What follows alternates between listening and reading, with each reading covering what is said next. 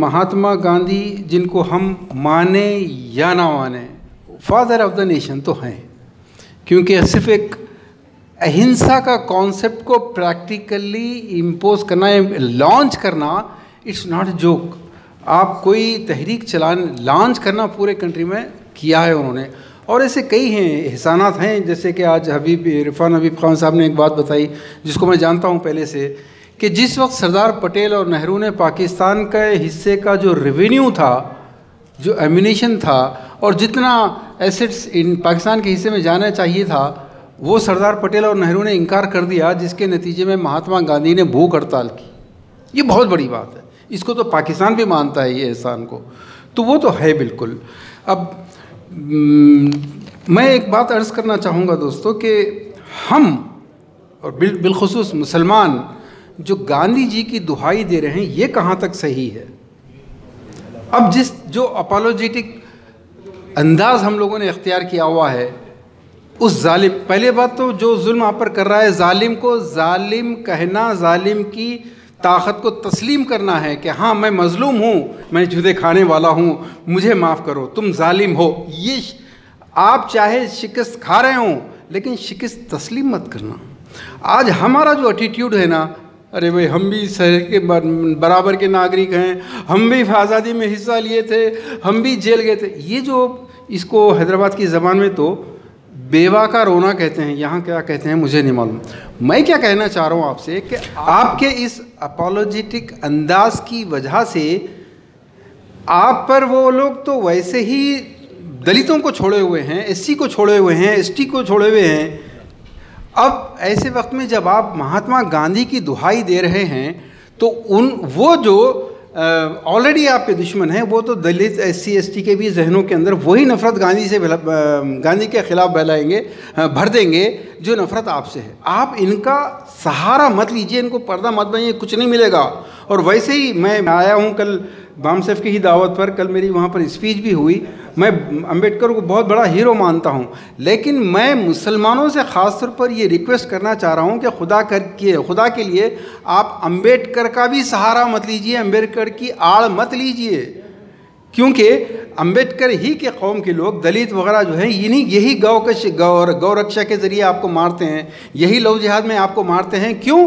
क्योंकि आप अगर अंबेडकर का सहारा लेते हैं तो वो तो असल दुश्मन, और असल दुश्मन किसी के भी नहीं। आज बड़ी बेहतरीन बात कही हमारे अदीब साहब ने, कि कहा है उन्होंने कि हमने आज़ादी 1000 साल के बाद आज़ादी हासिल की थी। वो बिल्कुल सही कह रहे हैं, 1000 साल के बाद आज़ादी हासिल की, इसलिए कि मुसलमान बादशाहों की जो सबसे बड़ी गलती थी, जो माफ़ नहीं की जा सकती, वो गलती ये थी कि उन्होंने हिंदू अफेयर सारे के सारे ब्राह्मण के हवाले करे और कहा कि ये आपका धर्म है, आप इसको संभालिए, हम इसमें दखल अंदाजी नहीं करेंगे। उसके बाद ब्राह्मण ने जितने जुल्म किए, क्या क्या किए मैं नहीं कह सकता, महमूद पराचा साहब जैसे लोग बैठे हैं, हाँ, पेरियार ने लिखा है, अम्बेडकर ने लिखा है, लेकिन मुसलमान हटते ही पूरे जुल्म उन्होंने मुसलमानों के नाम पे ट्रांसफ़र कर दिए कि ये इन्वेडर्स थे, ये जालिम थे, ये रेपिस्ट थे, ये कातिल थे, ये उन्होंने पूरे के पूरे कर दिए। मैं सिर्फ इतना कहना चाहता हूँ कि अंबेडकर का भी सहारा मत लीजिए, आप गांधी जी का भी सहारा मत लीजिए, उनकी दुहाई मत दीजिए। उनको अगर मजबूत करना चाहते हैं आप अंबेडकर को, तो पहले अपनी जमात को मजबूत कीजिए, पहले एक दूसरे का साथ दीजिए। वरना ऐसा कोई आदमी अंबेडकर के पीछे, कोई गांधी के पीछे, कोई बीजेपी में जा रहा है, कोई आरएसएस में जा रहा है, अपनी अपनी कोशिश में अपनी अपनी सीट हासिल करने, कॉरपोरेट की सीट हासिल करने, आपको कुछ भी नहीं मिलेगा। आपको एक उर्दू अकेडमी की भीख मिलेगी, आपको हज कमेटी की भीख मिलेगी, आपको औकाफ की भीख मिलेगी, नेशनल लेवल पर आपको लीडरशिप नहीं मिलेगी। चाहे गांधी जी की दुहाई दीजिए, चाहे अंबेडकर की दुहाई दीजिए, अपनी जमातों को पहले मजबूत कीजिए। बहुत बहुत शुक्रिया, जज़ाकुमुल्लाह। इस आवाज़ को उठाने वाला मर्द मुजाहिद मैं आली जनाब महमूद पराचा साहब से दरख्वास्त कर रहा हूँ, तशरीफ़ लाएं। बहुत बहुत शुक्रिया आप सभी लोगों का, ख़ास तौर पे डॉक्टर मोहम्मद रियाज साहब का। मुझे पूरा भरोसा है कि मैं एक हार्डकोर अम्बेडकरवादी हूँ, अम्बेडकराइट हूँ। बावजूद उसके मुझे गांधी जी के जन्मदिन पर आज खराज अक़ीदत पेश करने के लिए बुलाया है तो उसकी कोई बहुत बड़ी वजह होगी। मैं कोशिश करूँगा कि अपने इस वजह के ऊपर खरा उतरने की कोशिश करूँ, मैं कोशिश करूँगा। और अभी हमारे दोस्त का बोलते बोलते आंखों में आंसू आ गए, इस चीज़ के मैं सख्त खिलाफ हूँ। ये बुज़दिली कहाँ से आ रही है उसको हमें आइडेंटिफाई करना पड़ेगा। ये डर कहाँ से आ रहा है उसको हमें आइडेंटिफाई करना होगा और उस डर की जड़ को ख़त्म करना होगा, ये हमें करना पड़ेगा।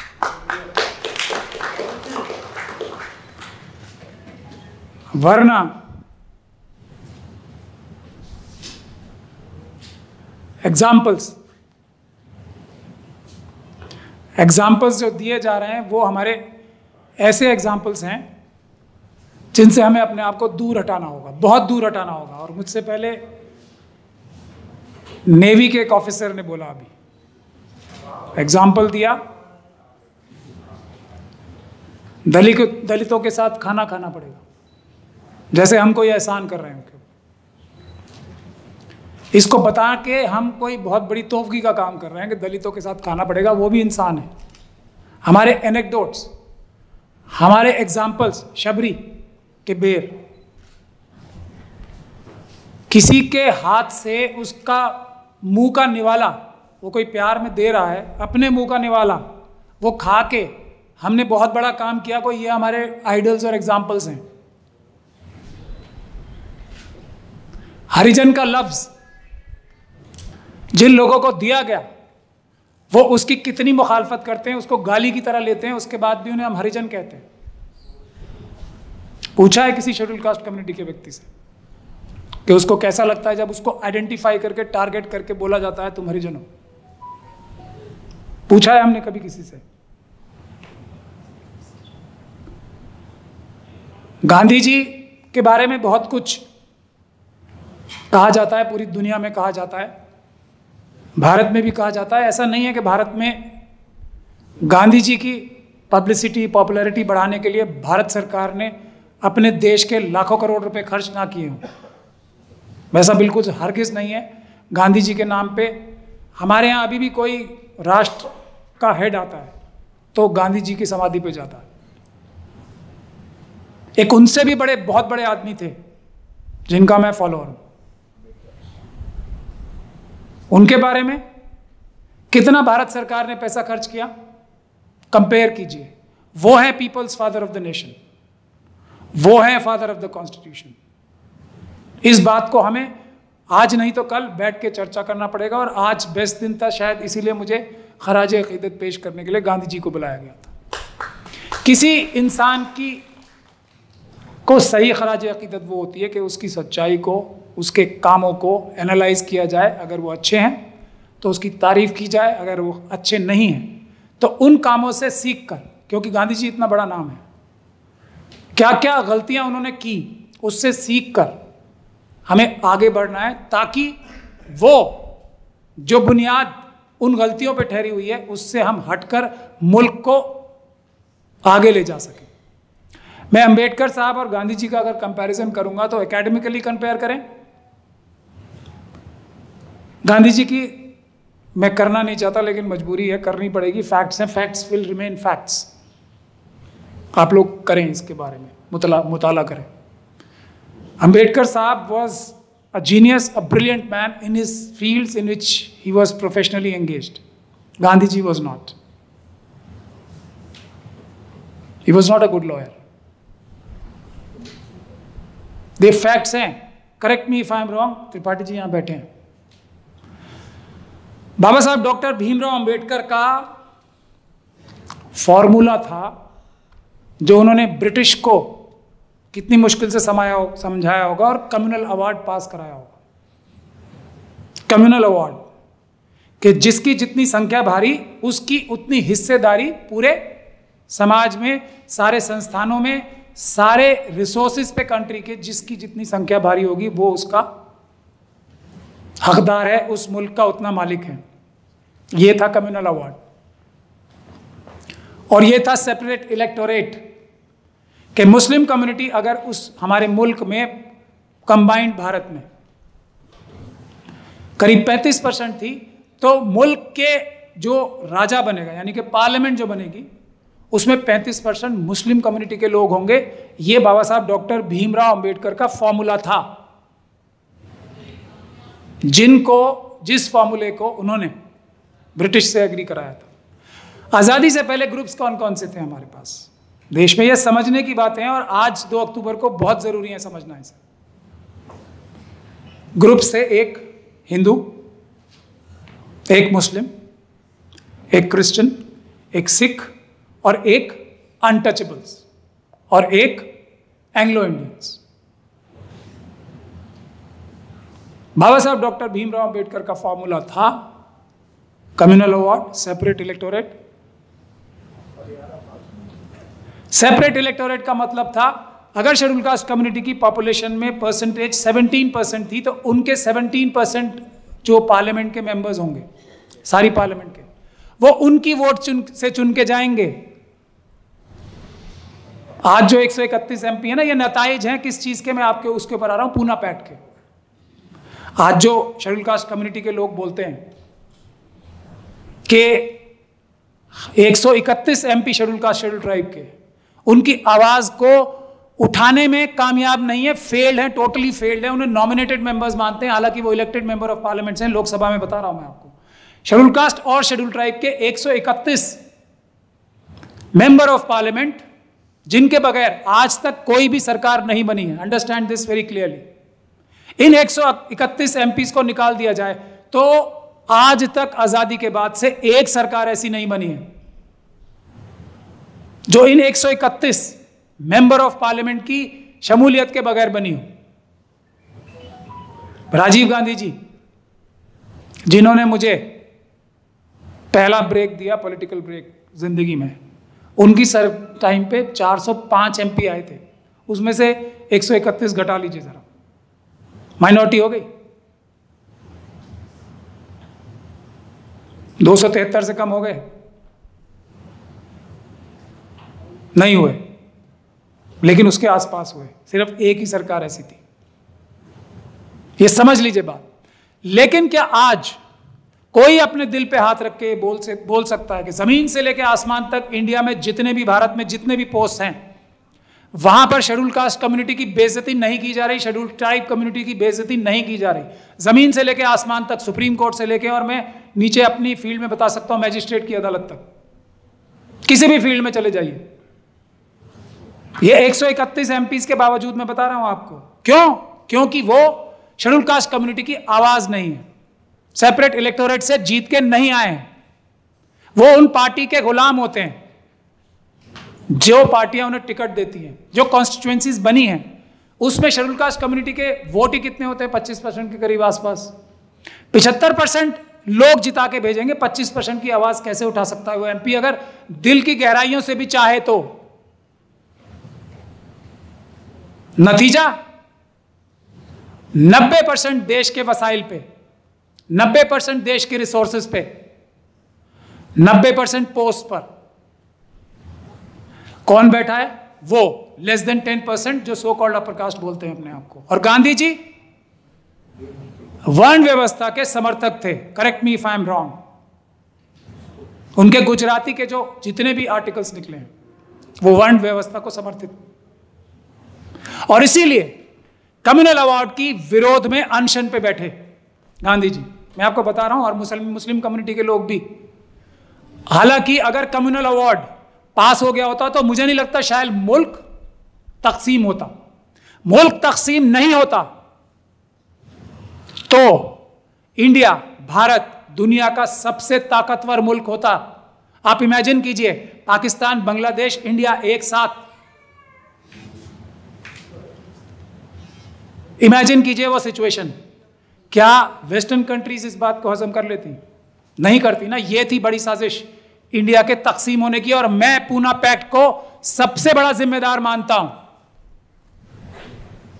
इंडिया के तकसीम होने का। अब इस मेरी थॉट को अपने दिमाग में सोच के अब इमेजिन कीजिए, अगर हम हिस्ट्री की कमियों से नहीं सीखेंगे तो आगे भी वही गलतियां दोहराते रहेंगे जो आज तक हुई हैं।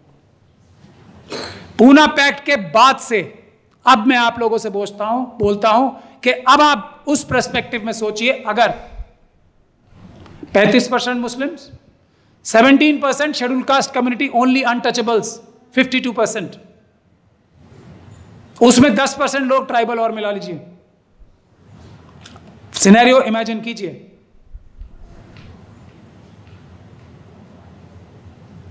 52 8% ही मिला लीजिए, 60% लोग, बाकी माइनॉरिटीज को मिला के 65% लोग देश के, या 62% लोग। अब बताइए मुझे कि जिस पूना पैक्ट के लिए गांधी जी ने अनशन किया, उसने देश का फायदा किया या नुकसान किया? जिस पूना पैक्ट से को मानने के लिए बाबा साहब डॉक्टर भीमराव अंबेडकर को इमोशनली ब्लैकमेल किया गया कि अगर गांधी जी को कुछ हो गया अनशन के बाद तो पूरे मुल्क में एंटी अनटचेबल कम्युनल राइट्स हो जाएंगे, उसके बाद क्या अंजाम होगा? ये ब्लैकमेल के बाद बाबा साहब डॉक्टर भीमराव अंबेडकर ने ये सेकंड फॉर्मूला, जो प्लान बी था, जो सेकंड बेस्ट फॉर्मूला था रिजर्वेशन का, जो शेड्यूल कास्ट कम्युनिटी को रिजर्वेशन मिल रही है ना, और हम लोग तो जो अंबेडकरवादी हैं वो ये कहते हैं 100% रिजर्वेशन होनी चाहिए, जमीन से लेकर आसमान तक, हर वसाइल में, हर बिजनेस में, हर सरकारी ओहदे में, हर कॉन्ट्रैक्ट में, जमीन से लेकर आसमान तक 100% रिजर्वेशन होनी चाहिए। That is true democracy. Poona pact ने वो सब हमें गलत डायरेक्शन में डाला। पूना पैक्ट ने, वो ट्रू डेमोक्रेसी है, वो बाबा साहब की डेमोक्रेसी थी। एग्जाम्पल्स, आज मुस्लिम कम्युनिटी के लोग, मुझे बड़े दुख के साथ कहना पड़ता है इस बात को, रसूल अल्लाह का एग्जाम्पल नहीं देते। गांधी जी ने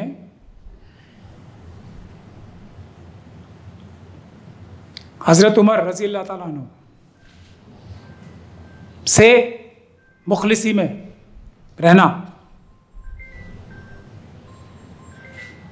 कहां से सीखा? हम लोग अपने एग्जाम्पल्स भी देने से डरते हैं। इस्लाम की बराबरी का कॉन्सेप्ट जो हमारे संविधान में, हम उसको बताने से आज शर्म करते हैं, पीछे हटते हैं। इंसान इंसान के बराबर है। मुस्लिम, सिख, क्रिश्चियन, ये सब जितने धर्म है ना, क्रिश्चियनिटी, ये सब, इनका सोशल मैसेज क्या है? इंसान इंसान के बराबर है। हम वही एग्जाम्पल देने से पीछे हट रहे हैं। मुखलिसी, ये मुझे खैर हजरत उमर के बारे में बताने की जरूरत नहीं है। एक ही एग्जाम्पल, जब यरूशलेम आए थे तो उनका टर्न, आप सब वो कहानी जानते हैं। उनके नौकर का टर्न था, जिस ऊंटनी पे वो सवारी करके आए थे, तो जो राजा थे यरूशलेम के, वो पहचान नहीं पाए थे कि कौन हजरत उमर है।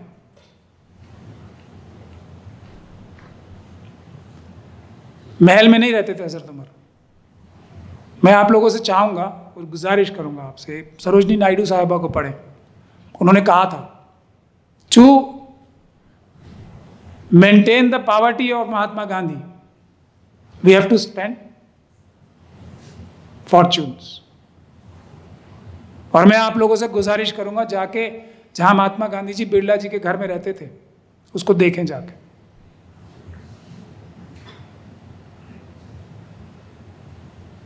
वो महल है या कुटिया है, उसको देखें जाके।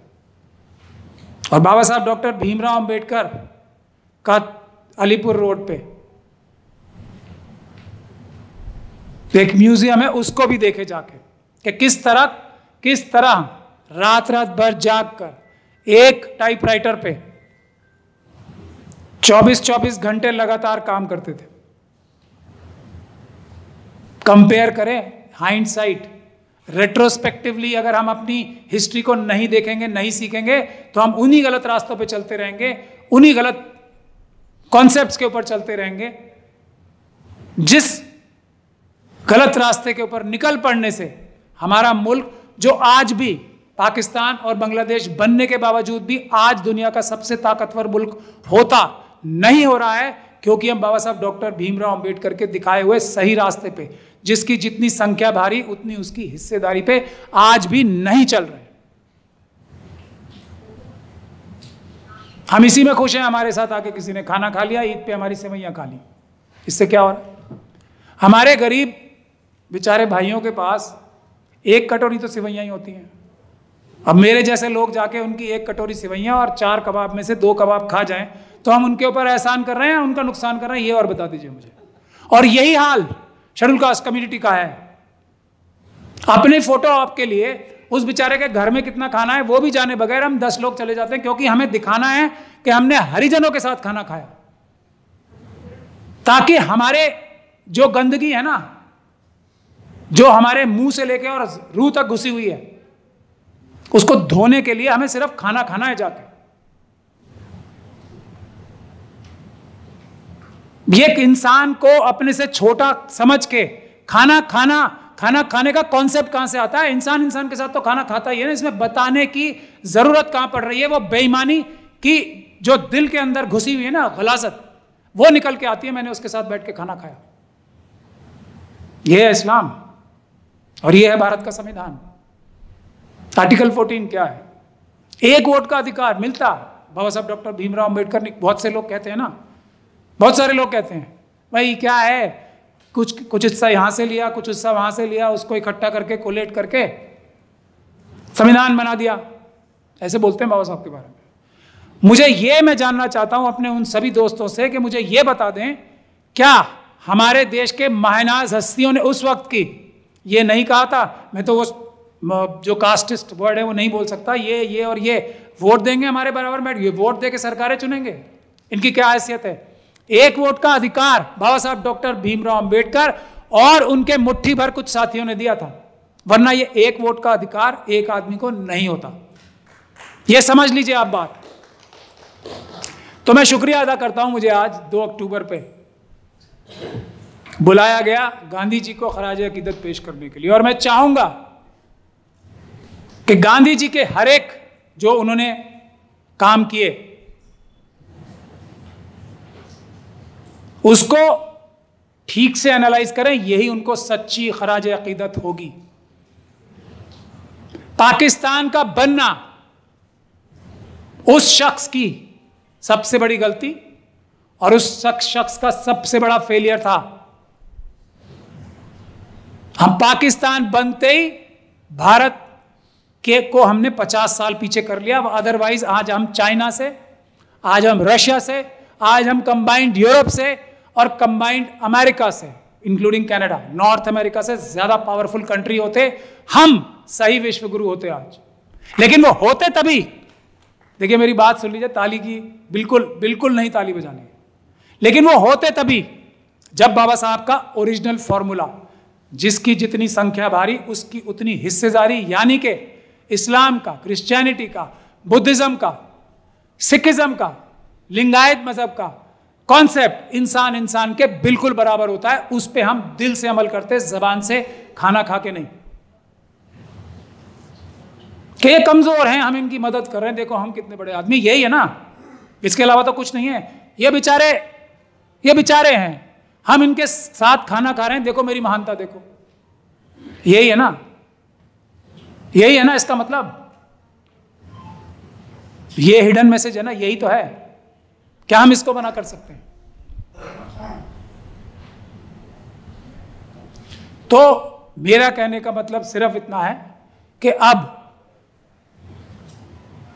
जब ये सदी फिर आ रही है, ये टाइम फिर आ रहा है जब इंडिया को और ये सरकार, जो ये कहा जाता है ना गांधी जी की हत्या कर दी, मनुवादी मानसिकता की और आरएसएस की